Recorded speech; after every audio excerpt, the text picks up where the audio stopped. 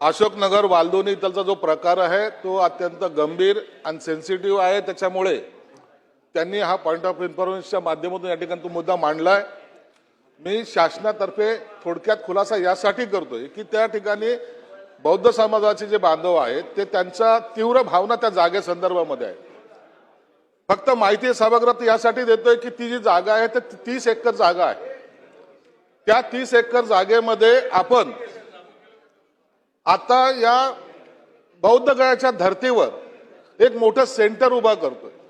काही लोकांनी जो काही गैरसमज तयार केलेला आहे की ती जागा सरकार घेते आणि तिथे दुसरं काहीतरी निर्माण करते किंवा व्यापारी संकुलन होईल किंवा आणखीन काही होईल, तशा प्रकारचा कोणताही सरकारचा मानस नाहीये आणि ते करणारही नाही। यासाठी माझ्या विभागातर्फे मला जे निवेदन खासदार श्रीकांत शिंदे साहेब असतील आणि इतर सर्व त्या तिथलच्या भिक्खू संघ असेल, तिथलचे कार्यकर्ते असेल, यांनी जे निवेदन दिले होतं त्यानुसार मी एक बैठक आयोजित केली होती।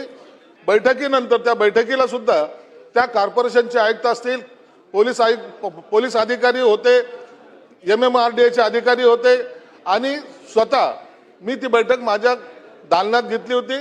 आता जी परिस्थिती जी आहे, सामाजिक न्याय विभागातर्फे एक सदस्यीय समिती प्रधान सचिव त्यांचे अध्यक्ष म्हणून त्यांना नेमलेले आहेत, त्या ठिकाणी बैठक घेतलेली आहे।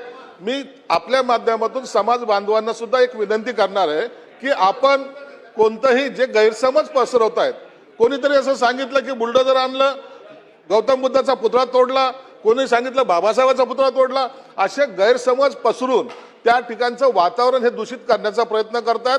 सरकार ही जी काही कमिटी नेमलेली त्या कमिटीमध्ये फाउंडेशन बुद्धिस्ट फाउंडेशनची सुद्धा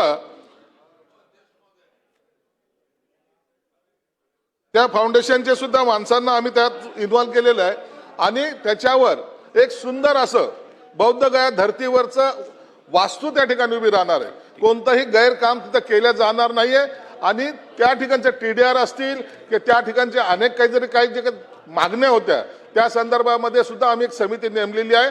ती समिती 2 आठवड्यामध्ये त्यांचा अहवाल देईल।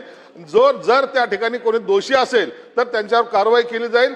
आपल्या माध्यमातून पुन्हा एकदा समाज बांधवांना सुद्धा विनंती करतोय की आपण कोणताही गैरसमज त्या ठिकाणी कोणी पसरवत असेल तर त्याच्यावर विश्वास ठेवू नका। सरकार त्या 30 एकर जागेला फक्त आणि फक्त समाजाच्या हितासाठी जे आवश्यक असेल ते काम त्या ठिकाणी करेल।